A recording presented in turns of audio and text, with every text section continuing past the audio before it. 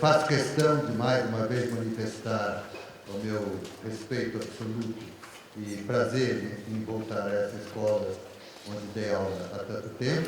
Cumprimento muito particularmente os senhores, meus colegas professores e Alexandre de Villarcourt, de um modo muito especial, ressaltando desde já que as questões que têm sido levantadas pela sua voz dentro dessa escola são, no fundo, a essência daquilo que pode representar justamente o que é a Escola de Arquitetura no âmbito da universidade. Uma visão de solicitação, de reflexão sobre a ideia de que a natureza, por si, não é um habitat muito conveniente para o homem, como os desastres têm mostrado, e nós temos que construir de um modo, portanto, de tal sorte que transforme essa natureza e, efetivamente, aquilo que para nós é o habitat humano. Hoje em dia, sem dúvida, a cidade é a configuração mais clara de tudo isso, não essa ou aquela, mas dentro da história, o que temos como experiência para a ideia de construir a cidade que seria, na essência, a desejada depois de tanto conhecimento. Essa ideia é muito repetida, que estamos num momento de grandes transformações e tal, era necessário, na minha opinião, sempre refletir com muita tranquilidade que não há nada de novo, sempre foi assim, porém, o que de fato é novo no gênero humano é a velocidade com que o conhecimento se demonstrou, digamos, se tornou visível entre nós. Isso muito particularmente afeta nós americanos, na medida que são 400 anos, 300 anos da experiência da aplicação do conhecimento universal, digamos, nesse território, tanto quanto possa ser a data em que os navios chegaram aqui, etc., o descobrimento. A aventura do senhor Colombo navegando com os ventos e as estrelas naquela época, diante de um conhecimento onde aquele que dizia que a Terra não era o centro do universo, ao contrário, era um frágil fragmento de matéria, abandonado, submetido às leis da mecânica celeste e que girava em torno do Sol, o senhor Galileu, foi condenado à fogueira. 400 anos, isso mudou a ponto de nós sabermos hoje que, graciosamente, os cientistas conseguem dar até um nome a um pequeno engenho que está em Marte, mandando imagens para nós, passaram a chamá-lo Curiosity, e etc, etc, etc. Então, vocês podem ver que com essa velocidade, no tempo, nunca houve, a velocidade para nós significa uma rápida passagem de gerações, 4 gerações. Não vamos esquecer que o senhor Niemeyer morreu com 107 anos, 400 anos não é nada. E passamos daquele estágio, digamos, daquele momento de consciência para hoje, a consciência que temos hoje. Isso quer dizer que forma-se uma cultura popular, no sentido da palavra, da expressão cultura popular, que mudou o mundo. A consideração dos filósofos, etc., sobre a ideia de uma cultura popular, onde todos ficam de acordo que foi a passagem da Idade Média para o Renascimento, as questões levantadas pelo famoso Rabelais, que esclareceu dos dogmas, etc., ninguém mais duvidava e coisas assim. Portanto, o momento hoje é muito extraordinário para considerarmos essa questão das nossas instalações no território, no planeta. Muito bem. Com isso, eu quero só fazer um elogio das questões tão extraordinariamente intrigantes e próprias levantadas nessa escola, mais uma vez pela mão dos meus ilustres colegas professores que estão aqui, o que me dá muita satisfação. E vou fazer o seguinte, então, aceitar ou pedir a vocês que aceitem generosamente a simplicidade de mais uma festa, como aula inaugural, digamos, para comemorarmos a abertura desses cursos, permitindo que eu mostre, então, 3 imagens de coisas que eu achei que eram oportunas, onde fica salientado, agora, no âmbito profissional nosso, o que fazer. pouco a pouco temos que enfrentar tudo isso, porque fica no que eu já acabei de dizer, antes de mais nada, e quero acrescentar, que a questão fundamental, portanto, que está na frente dos nossos desiderados arquitetos, é uma questão eminentemente, são questões eminentemente de caráter político para estabelecer decisões do que fazer. Nenhum de nós pode resolver problema nenhum. Transporte público, etc., etc., habitação, critérios de habitação popular, como popular, o que é isso? São questões políticas. Portanto, a arquitetura está, no âmbito da universidade, digamos assim, numa posição extraordinária quanto àquilo que possa levantar o melhor do pensamento em toda forma de conhecimento em relação à nossa presença no universo. Como construir o nosso habitat. Muito bem. Eu, então, fiz o seguinte. Vou mostrar rapidamente, com imagens, e comentar 2 projetos, onde a grande questão que aparece para nós decidirmos o que fazer. Essa é a questão. Como diz um crítico muito interessante americano, a pergunta seria, por que diabos o cara fez isso? Por que fazer assim? E a questão que vai ser ressaltada em 2 dos projetos que eu vou mostrar, é a questão da violência, digamos assim, da enérgica presença da topografia. Muitas vezes, por razões estratégicas de planejamento, é aqui que eu tenho que fazer isso, e o território é inconveniente, digamos assim, é extremamente enérgica a configuração geomorfológica e topográfica. Projetos que chamamos difíceis pela topografia. Implantação. E uma última imagem que eu vou comentar um pouco com vocês também, como eu disse, é para nós nos divertirmos. É onde a questão aparece também, o que fazer, por que diabos fez assim. Uma outra universo de cogitação, muito mais, que aparece sempre, todos eles. Porém, nesse caso, como no outro, foi acentuado a topografia. Nesse é acentuado mesmo a decisão política sobre critérios, afinal de contas, o que é um jardim, o que é uma bela praça hoje na cidade de São Paulo, a questão do verde. A Amazônia está sendo destruída e você quer fazer um verdinho ali na esquina, pode não ser. Enfim, ilusões e uma visão da realidade provocativa, a partir da reflexão dos arquitetos. Eu imagino que era isso que todos gostariam. E pode estar enganado, claro. Então fica interessante, como discussão universitária, uma hipótese. Que tal pensar assim? Muito bem. O primeiro conjunto de imagens para ilustrar isso, que nós falamos, no caso, então, sobre a topografia, vem de um projeto que me surpreendeu, porque me chamaram para opinar, em Vigo. Vigo é uma cidade muito extraordinária, numa ria, que é uma penetração do mar em canal natural. O mar vai lá para dentro de uma forma peculiar, chamada ria, 20, 30 quilômetros, com uma largura, como se fosse São Sebastião e Ilhabela, mas não há nem ilha nem continente. É um continente só invadido por uma língua de mar que vai lá dentro. Isso é muito peculiar, a ria, porque deve-se imaginar que nas 2 margens desse canal natural feito pela invasão do mar lá para dentro,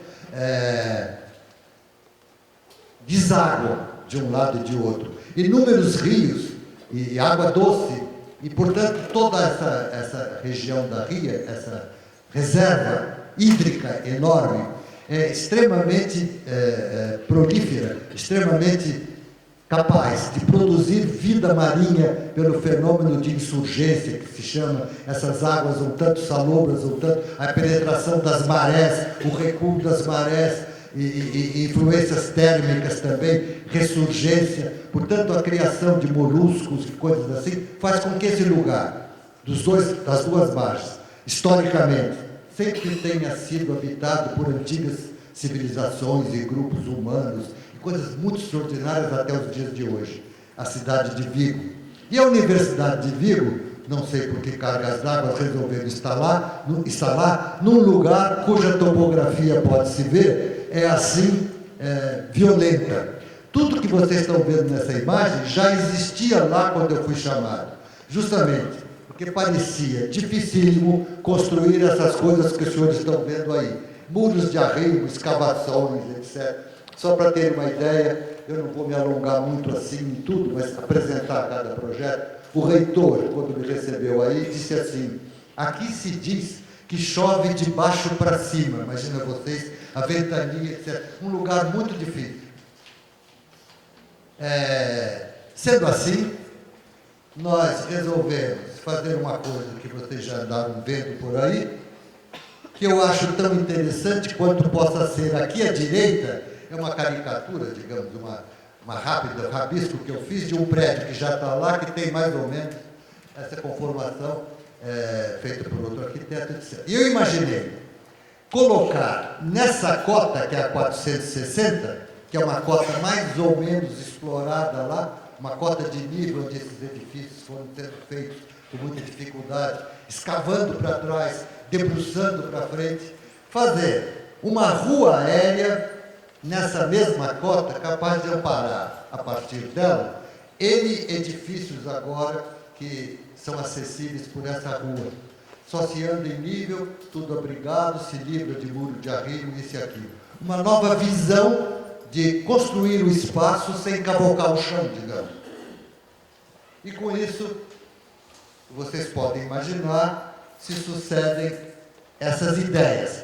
Naturalmente, essa rua terá os prédios anexos, como está, nesse caso, essa torre, que eu fiz nos primeiros croquis, essa imagem, para mostrar a eles a graça, que não se trata de pôr aí um daqueles grandes edifícios que eles iam precisar para laboratório disso e daquilo, mas para mostrar, inclusive, porque eu fiquei muito surpreendido quando fui lá, que vi que naquilo que sobrou de território havia, entre outras coisas, como beleza natural, até que existe naquela região, eu não podia imaginar. Cavalos nativos, é coisa ligada aos ciganos, não vamos entrar, mas é uma maravilha você imaginar que há. E lugarzinhos junto a uma nascente, etc., inacessíveis, mas que com esse recurso, eu fiz isso como uma ilustração da graça suprema da coisa. A essência da rua elevada é abrigar vários edifícios. Você pode chegar num lugarzinho desse inacessível, onde se faz, mas muito belo, porque tem uma nascente, um pequeno café para professores, retiros.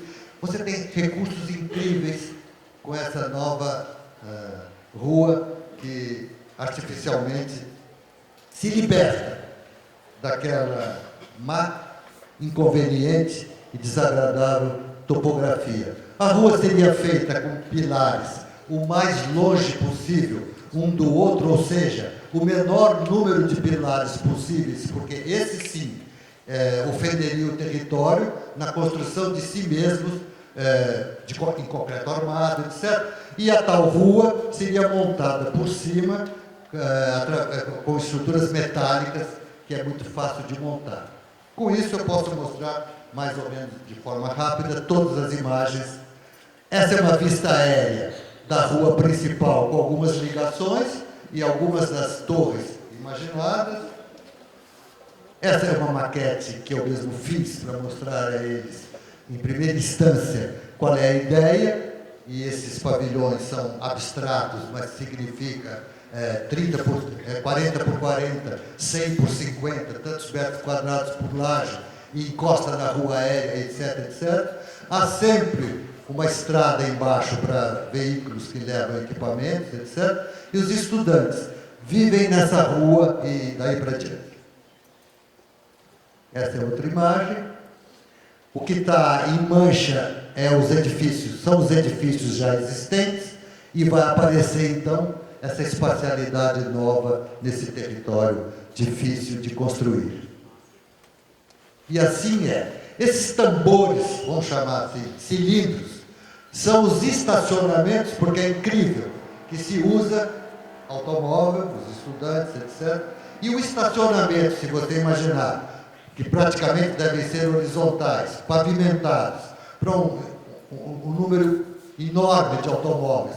É tão difícil construir como qualquer edifício, que há de se fazer muros de arribos, aterros, etc, etc. Então imaginou-se a famosa garagem elevada, circular e tal, que também faria parte do conjunto de novos edifícios que constituiriam essa espacialidade, outra para a Universidade de Vigo.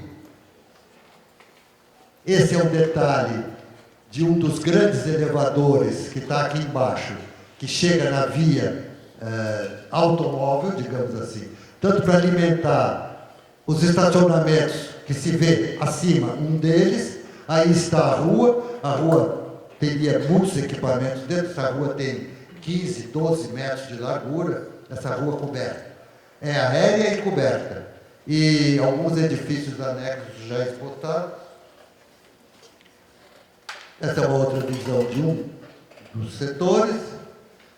Essa é já, com calculistas, etc., uma seção transversa da famigerada rua coberta, mostrando a vocês que, além da virtude da circulação das pessoas, essa rua, como se vê aqui embaixo, ampara na sua estrutura toda a rede de comunicação, de informática, de águas pluviais, que agora descem onde você achar mais interessante, para realimentar as pequenas vias de água que estão no território como naturais, enfim, é um instrumento construído, refletido pela visão de uma arquitetura sobre a espacialidade daquilo que se quer fazer, muito interessante sobre todos esses aspectos. Não é simplesmente uma questão de caráter tolamente estético. É estético na medida ética, enquanto atinge desideratos muito sonhados num lugar muito difícil de se construir.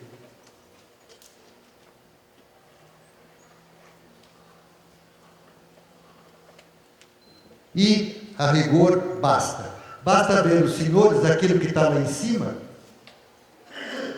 que é já existente e construído, são alojamentos com a forma de um polvo, para vocês verem quanto pode degenerar a ideia tola, ou quanto pode se tornar tola o ideário de uma arquitetura mal interpretada. Aquilo está construído lá com aquela forma.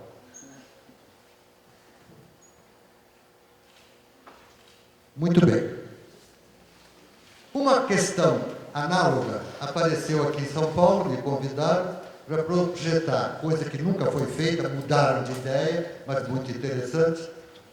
Eu, para falar a verdade, não achei muito interessante, porque tirava do centro da cidade uma instalação da Fundação Getúlio Vargas, uma fundação muito interessante, que alimenta muito principalmente cursos de pós-graduação, etc., de gente que trabalha, cujo acesso, mas resolveram, num terreno amplo aqui, numa dessas estradas que sai de São Paulo, a Raposo Tavares, um território para lá construir as novas instalações da Fundação Getúlio Vargas. Tinha um programa e tinha o terreno. Nós então fomos examinar e mais ou menos deu-se a mesma coisa. Nos confrontamos com um descalabro topográfico num terreno, inclusive com um arvoredo muito bonito. Imaginamos, dentro do programa, a parte inicial, inclusive estacionamentos, que todos tinham que chegar de automóvel, ônibus, numa primeira esplanada que havia. Pediam, inclusive, campos esportivos, qualquer coisa, ali também. E depois, avançando para aquele grande abismo, que é a topografia que me pareceu inconveniente, além do endereço. Mas resolvi enfrentar para confrontar ideias, já que era um concurso por convite, meia dúzia de arquitetos, não me lembro.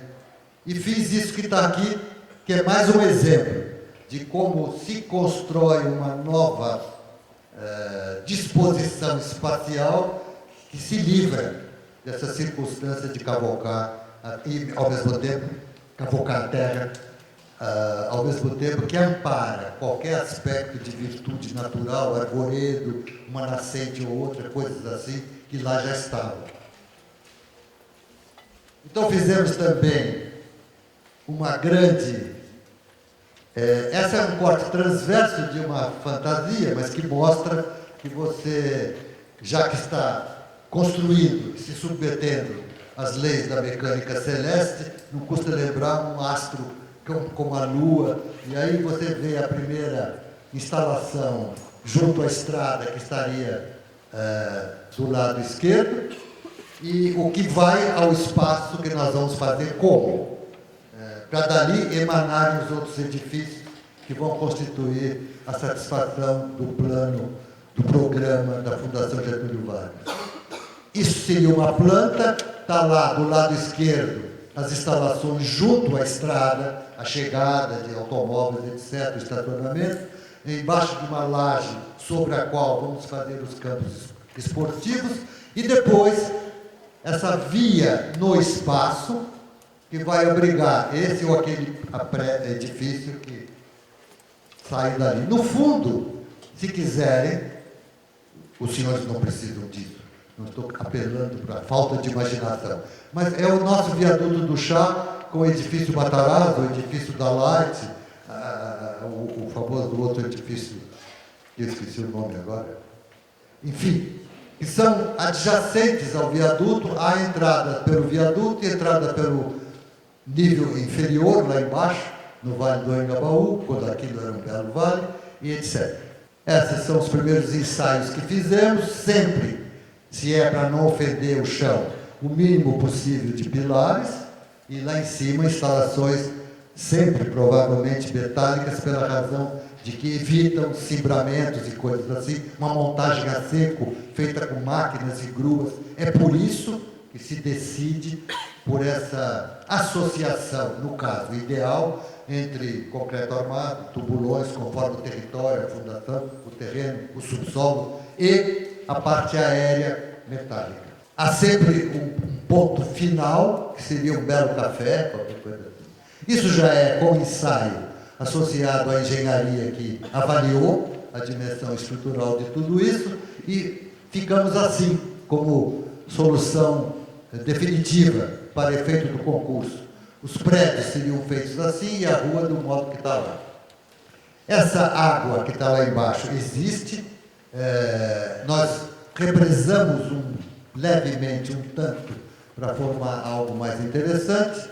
Há um ponto ou outro que um elevador desce até o chão e lá vai encontrar pequenos recintos de descanso e coisas assim. Aí está se vendo aquilo que o programa pedia, que não interessa detalhar, mas é fácil imaginar: bibliotecas, salas de aula, reuniões, congressos, isso e aquilo. A Fundação Getúlio Vargas. E esse é o exemplo, é o desenho final que eu queria comentar com vocês, e já pedi licença por uma certa liberdade para avançar o sinal, como se diz, além daquilo que podia ser estritamente conveniente numa escola de arquitetura, mas é um ensaio que eu fiz há muito tempo já, que é o seguinte, que sempre se falou: é uma transformação, como provocação, é uma transformação da Praça da República naquilo que eu, então, sou obrigado, no caso, para mostrar o que eu estou mostrando, que eu proponho como a praça ideal, de fato, que a população de São Paulo gostaria, em vez de um laguinho cheio de marrecos e não sei o quê, umas árvorezinhas, enquanto a Amazônia está sendo destruída. E é o seguinte: nas duas cabeças da praça, que vocês estão vendo em imagem frontal, há dois edifícios com cara de pilar. Um edifício de 100 metros, é uma construção de 100%. Então, há num extremo, com 100 metros de extensão, um edifício, digamos, com 6 metros de transverso, com cara de pilar, com efeito de pilar, e outro oposto do outro lado. E entre eles, essa estrutura muito propícia para grandes vãos, cuja só se acessa por dentro dessas torres, e sem nenhum escrúpulo eu fiz do lado direito, masculino, do lado esquerdo, feminino. Por quê? No térreo existem instalações com pequenas portinhas de frigorífico, bar, uma espécie de bar da Brahma, dos dois lados. Fosse Brahma ou fosse Antártica, mas parece como panegírico dos nossos hábitos. E em cima, você subindo por rampas, numa cota adequada, porque isso teria 5 e 5, 10, 15, 20 metros de altura, lá em cima, mais perto do teto, os vestiários com médicos, instalações de recuperação fisiológica, tudo que a população pudesse se interessar na área, e inclusive tirar a roupa, botar maiô e sair para 2 praias de 100 metros, o que está em negrito lá é água, ou seja, uma grande piscina pública de 100 metros por 25, para poder no transverso se ensaiar, inclusive natação, professores, etc. Uma grande praia paulista. Essa foi a ideia que me ocorreu. O que fica embaixo no chão é muito interessante considerar, por isso a ideia dos bares. Porque está disponível, enquanto espaço coberto de 1 hectare, 100%, não é? 10 hectares, para carnaval, réveillon, festas, meetings, encontros, etc., etc. Tudo que a população gostaria de fazer como festa pública, como manifestação espontânea, como recreação, uma grande sombra. Essa é uma praça, na minha opinião, não tolamente ou estupidamente mesmo no caso, funcional, mas uma expressão daquilo que já é o desiderato do homem urbano contemporâneo. Tomar sol, nadar numa piscina, no centro da cidade, qualquer um, desde que passe por aqueles vestiários com algum controle sobre as questões inexoravelmente úteis de serem controladas, moléstias infecciosas, coisas que nos clubes granfinos se faz de outro modo. Ou seja, um exemplo de um dos edifícios que se podia construir no ideário daquilo que seria o que nós chamamos a cidade para todos. É interessante notar, os dois antagonistas, digamos, os dois contrapontos para a nossa reflexão. Nos primeiros exemplos, a inconveniente, no caso, a enérgica, a desafiante topografia, geomorfologia. E no segundo caso, o que não é menos, talvez seja muito mais difícil de enfrentar, a visão ideológica, o que pensamos de nós mesmos, será que é isso melhor do que o lago com os marrequinhos e as arvorezinhas, enquanto se destrói aquilo que de fato deveria ser as nossas grandes reservas verdes na América? Eu, a título, como eu falei antes, de comemoração, aula, essa foi a aula, para cerimônias, vai lá para gozar efetivamente, uma visão erótica da vida. Vai lá, um qualquer, sem pagar nada, paga-se, claro, todos pagamos impostos, etc. É uma realização da República Democrática, que é o que gere como ideologia o país em que vivemos e tantos outros. Então, como res pública, uma piscina para todo mundo, no centro da cidade. O que equivale a dizer? Outras haveriam de existir, inclusive remar no rio Tietê, o rio não pode ser esgoto, e por aí vai. É uma espécie também, sem dúvida, enquanto realização, eu disse que não seria nada para simbolizar, mas sem dúvida demonstra a imagem que temos de nós mesmos. Eu não sei, um estrangeiro o que diria se isso tivesse sido construído e você até pudesse convidar alguém com a cerveja aqui embaixo e depois dar uma nadadinha lá em cima nos dias bonitos de hoje, em pleno inverno. Para todo mundo. Isso faz, se tem 100 metros, você pode imaginar. Eu imaginei que o transverso podia ter 25, porque é semi-olímpica, então pode-se treinar garotos para natação, até que vão depois para um lugar mais apropriado. Mas para iniciar uma série de coisas. E na outra dimensão, os 100 metros. Portanto, os 25 sobra 75 metros, são 2 praias, qualquer coisa assim.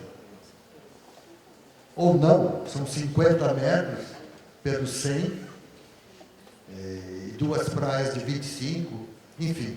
O pé direito aqui embaixo, a altura estrutural vai vir da engenharia, se calcula isso. A forma é muito boa para vencer os 100 metros de vão. Em tese, pode ser 80, não convém que seja muito menor, não tem o mesmo sentido. mas seria a praça inteira. E é fácil imaginar se a Barão de Itapetininga vem transverso a esse desenho, melhor, no sentido desse desenho, nada impede que o ônibus passe e você tenha um ponto de ônibus abrigado, café, etc, etc, etc. Ele me parece melhor do que a ideia romântica ou tola de mais um jardim. Tratar com mais rigor aquilo que vulgarmente deixamos degenerar, né? Ingenuamente deixamos degenerar. É exemplar quanto ao tratamento das águas. Mostra que a cidade é capaz de encher um reservatório desse com água praticamente potável. Essa água, para você nadar, tem que ser potável. Água da Sabesp, etc, etc, etc. Filtros, máquinas, tudo nos 2 edifícios de cabeça. Esses edifícios, espessos o suficiente para conter os vestiários, tudo isso, são absolutamente indispensáveis nessa estrutura para o contraventamento transversal, né? E tudo isso faz com que você imagine que está convocando a engenharia que se conhece para realizar qualquer coisa que se deseja. Né? É muito interessante refletir assim a arquitetura. Nenhum de nós está esperando um cliente para faturar um contrato, apesar do dia a dia nos obrigar a isso. Queremos a forma peculiar de conhecimento que se elabora nesse recinto dentro da Universidade de São Paulo. Queremos atingir o mais possível, corrigir, desviar rotas de desastre para realizar esse supremo desiderado nosso de habitarmos bem aqui, onde estamos.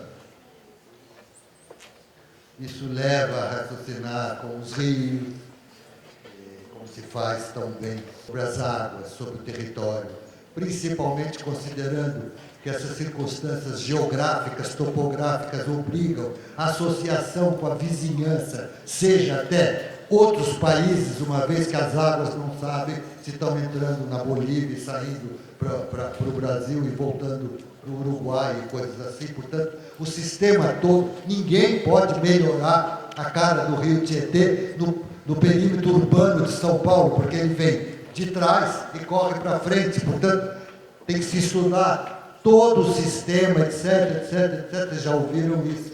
Levar mais isso em consideração que sempre. O planejamento, no sentido da palavra. O detalhe não pode aparecer.